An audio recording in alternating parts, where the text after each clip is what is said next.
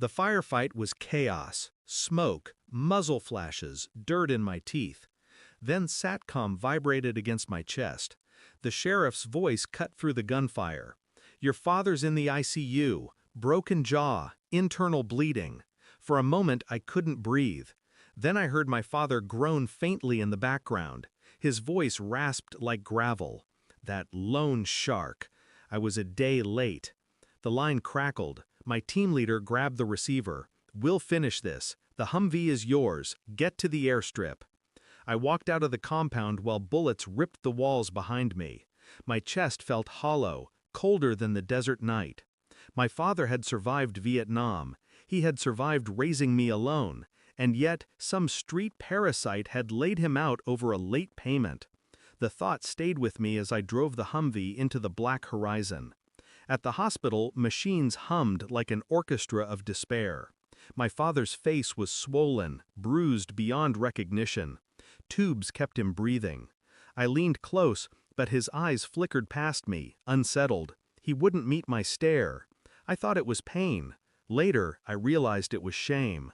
The sheriff found me in the hall, said it was a loan, gambling debts. But here's the thing, your father never touched cards. Everyone knows that. The words landed like a splinter under my skin. My father didn't gamble. He measured every dollar like it was blood. If he borrowed money, it wasn't for himself. That night, I searched his house. In the desk drawer behind a folder of old VA forms, I found the paperwork. Loan contracts, payments made in cash. But the signature at the bottom wasn't his. It was hers, my wife's. My jaw locked until it hurt. She had borrowed under his name. She had dragged him into this. For what? I didn't want the answer, but silence only deepens the knife. I played the part of the dutiful husband when I returned home. She smiled like nothing was wrong, but I watched her more closely now. Her phone never left her hand. She lingered too long outside on calls. I began tracking. Quiet steps, quiet breaths. Phone records revealed late-night numbers, always the same. Cash withdrawals lined up with the payments on the contract. I kept my hands steady, my voice calm. At dinner, I nodded at her stories. At night, I memorized her schedule, her excuses. And then, the slip. A receipt crumpled in the trash. A hotel room. The date matched the day she claimed she was with her sister. I felt nothing at first, just emptiness. Then, slowly, the cold took hold. She wasn't just drowning us in debt. She was feeding another man while my father bled in a hospital bed. I ordered a DNA kit for our son.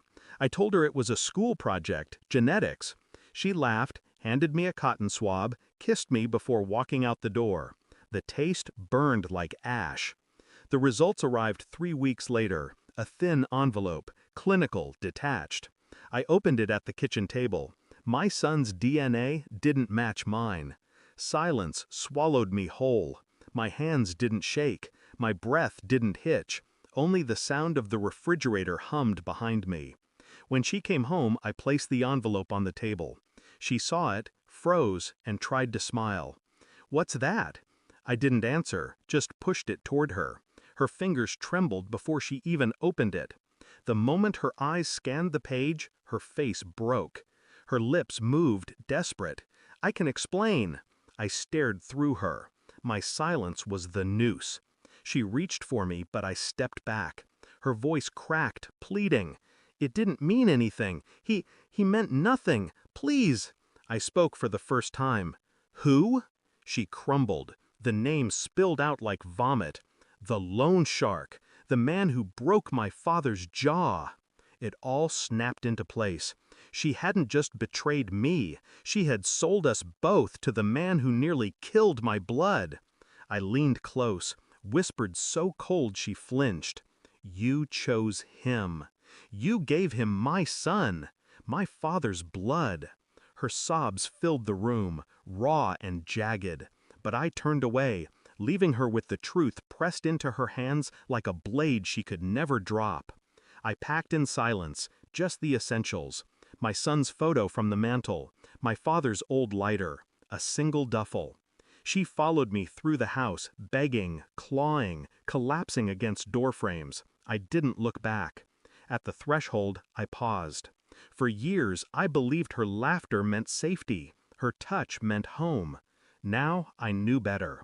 Some betrayals cut too deep to scream over. Some deserve only silence. I closed the door behind me, leaving her with the ashes she created.